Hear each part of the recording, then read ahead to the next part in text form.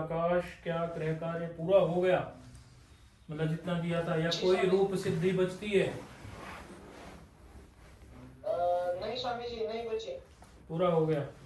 और ब्रह्मचारी भागवत जी, आपका गृह कार्य? स्वामी जी मैंने नहीं किया। क्या हुआ, समय नहीं मिला या भंडारी की अधिकता हो गई? हम उधर कैलाश में गए थे स्वामी जी, इसलिए समय नहीं मिला। कहाँ, कैलाश में? हाँ, कैलाश में वो पार्ट के लिए गए थे। क्या था आज, विशेष था कुछ आज कैलाश में?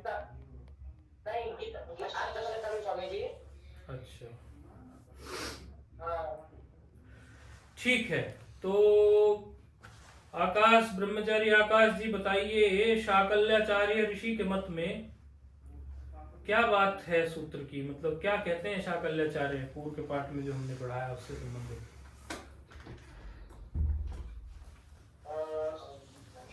स्वामी जी, यदि अवर्ण से अस्पर में हो और अकार अवर्ण पर में हो, अवर्ण से पर हो, या यकार और वकार का लोप हो विकल्प से। एक बार और थोड़ा स्पष्ट करके बोलो। अवर्ण से अस्परे होने, अवर्ण से परे होने पर और अस्परे होने पर यकार और वकार का लोप हो विकल्प से। विकल्प से, ये किनका मत था? शाकल्य का। और पाणिनि जी का क्या मत है इस सूत्र के बारे में? पाणिनि जी क्या कह रहे हैं? पाणिनि कह रहे हैं कि लोप न हो स्वामी, लोप ना हो, यानी कि यकार और वकार जो है जैसा है वैसा का वैसा ही रह जाए। ऐसी स्थिति में हमारे दो रूप बन गए थे, ठीक है। अभी हम आप लोगों के सामने स्क्रीन शेयर करें ताकि वो रूप पर फिर से चर्चा होगी, क्योंकि हमने कहा था कि इस पर थोड़ी विशेष चर्चा थोड़ी सी बचाई है, ये हम विशेष चर्चा अभी आगामी पाठ में लेंगे, ऐसा हमने कहा था। तो अभी ये सूत्र को कंठस्थीकरण चल रहा है ना? जी स्वामी जी। हाँ, कंठस्थीकरण चलता रहना चाहिए। और अब हम अभी स्क्रीन इसकी शेयर कर देंगे।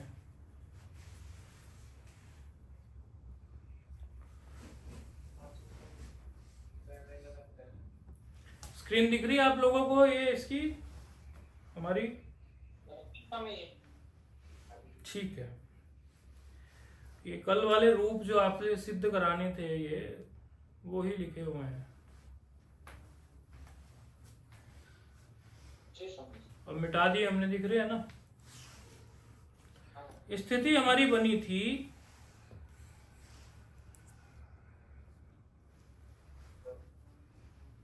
ये एक रूप था हर इह, दूसरा एक रूप था विष्णु इह, ऐसा रूप था कि नहीं था? अब यहां पर प्रश्न खड़ा होता है कि आप इस रूप को किस सूत्र को लगा के पीछे से लेके आए थे? एचो यवाह को लगा के लेके आए थे ना यहां तक। अब यहां पर ये एक स्थिति होती, एचो यवाह को लेके और लोपः शाकलस्य को लगा के यहां तक लेके आए थे। अब आपने जो सूत्र पहले पढ़ लिया है उससे संबंधित एक बात बताएं, इन दोनों में कोई सूत्र प्राप्त है क्या? इन दोनों रूपों में? हाँ, सोच के बोलो, कौन सा है स्वामी जी? कौन सा है? यदि प्राप्त है सूत्र तो कौन सा प्राप्त है? आद्गुणा। लेकिन देखो इन्होंने पुस्तक में पूर्वत्र सिद्धम में आद्गुणा तो लगाया हुआ नहीं है, ऐसे ही लिखा हुआ है ना,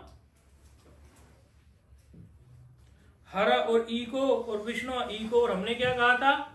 संहिता एक पदे नित्या, नित्य धातु उपसर्गयो, याद है वो श्लोक?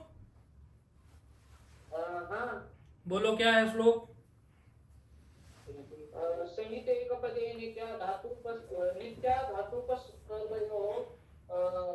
नित्या समासे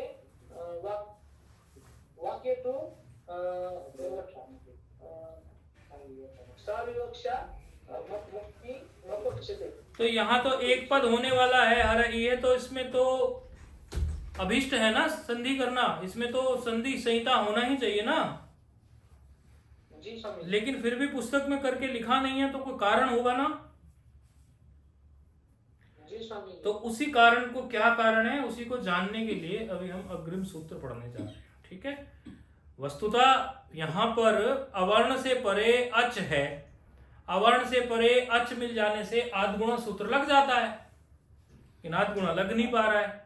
तो ना लगने का कारण हम देखते हैं। तो अग्रिम सूत्र प्रस्तुत हो रहा है। पूर्वत्र सिद्धम, तो सूत्र है पूर्वत्र सिद्धम। क्या नंबर है इसका? 8 2 1। सर्वप्रथम हम हमारी जो पहले से जो प्रक्रिया हम प्रयोग में ला रहे हैं, तो सूत्र में पद हम देख लेते हैं। पद पता चल रहे हैं? जी स्वामी जी। कौन कौन से पद हैं? पूर्वोत्तर स्वामी जी। हाँ, असिद्धम। असिद्धम। असिद्धम तो प्रथमांत है और पूर्वत्र तो अव्यय है। 2 पद हो गए ना? ठीक है। वृत्ति क्या कह रही है? वृत्ति पढ़ो आप लोग एक बार। सपाद सप्ताध्यायीं प्रति त्रिपाद्य सिद्धा त्रिपाद्यमपि पूर्वं प्रति परं शास्त्रमसिद्धं हर इह विष्णु इह विष्णु। हाँ, कह रहे हैं सपाद सप्ताध्यायीं प्रति। अष्टाध्यायी में कितने अध्याय हैं? 8 अध्याय। ठीक है, तो 8 अध्याय में प्रत्येक को 4 पादों में विभक्त कर दो। पाद 1, पाद 2, पाद 3, पाद 4। पाद 1, पाद 2, पाद 3, पाद 4। 4 पाद है ना प्रत्येक अध्याय में। ठीक है, तो अब ये कह रहे हैं सपाद सप्ताध्यायी प्रति त्रिपाद्य सिद्धा। इसमें कैसे करोगे संधि? ये पद को कैसे तोड़ोगे? इसमें कोई संधि है बड़ी पढ़ाई जो हमने पूर्व के पाठ में पढ़ा दी हो? जी स्वामी जी। हाँ, क्या है? असिद्धा, त्रिपादी असिद्धा। तो ये कौन सी संधि हुई? कोई है ना स्वामी जी? एक संधि, यन संधि। आप उधर ही बैठे। यण संधि। ठीक है, समझ में आ गई ना? अब इसका अर्थ कर लेते हैं। सपाद सप्ताध्यायी, सपाद सप्ताध्यायी का मतलब हो गया 7.25 अध्याय। 7.25 अध्यायों के प्रति सपाद सप्ताध्यायी प्रति त्रिपादी असिद्धम। 7.25 अध्यायों के प्रति जो 3 पाद हैं वो असिद्ध माने जाते हैं। और त्रिपाद्यम भी 3 पादों को, यदि हम 3 पादों को लें तो उनके प्रति जो है त्रिपादी सूत्रों में जो पूर्व शास्त्र के प्रति पर शास्त्र असिद्ध होता है। अर्थात क्या कहा?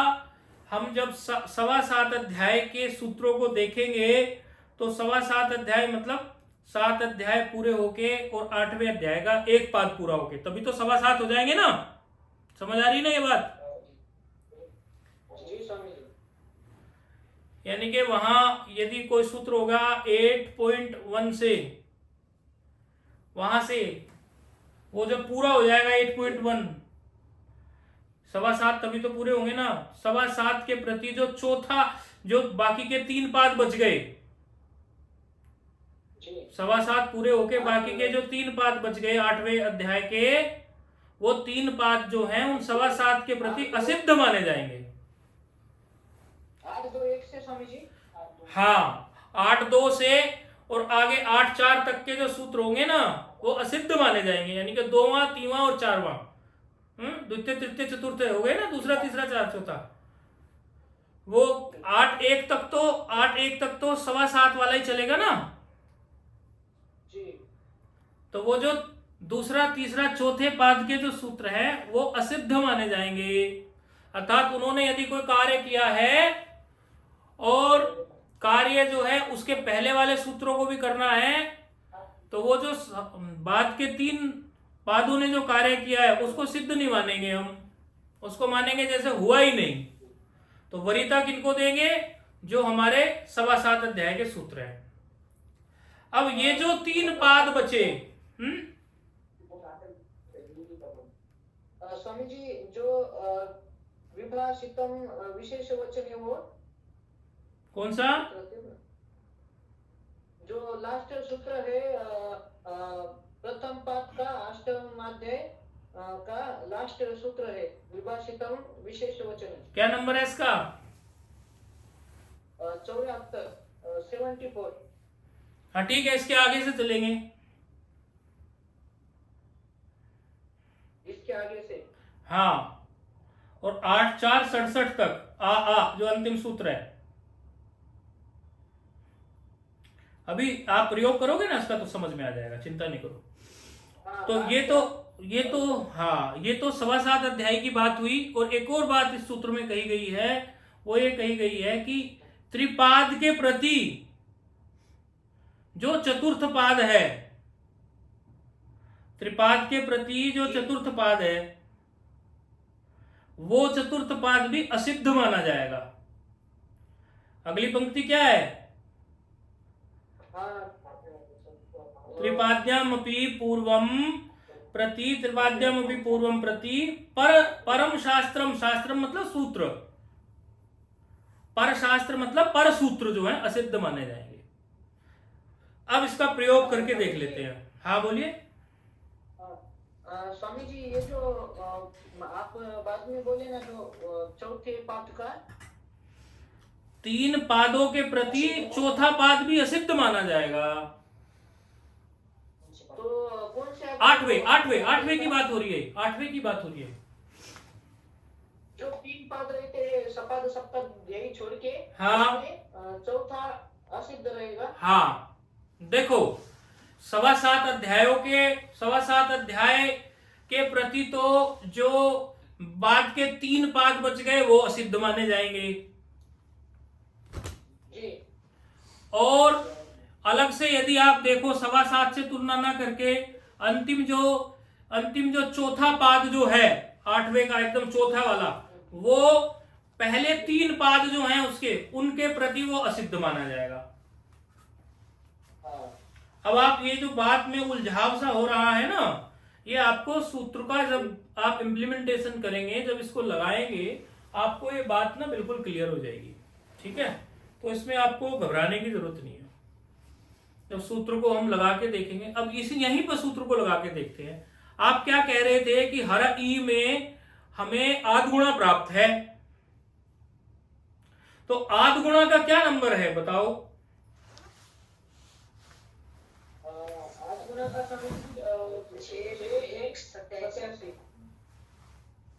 क्या नंबर है आध गुणा का?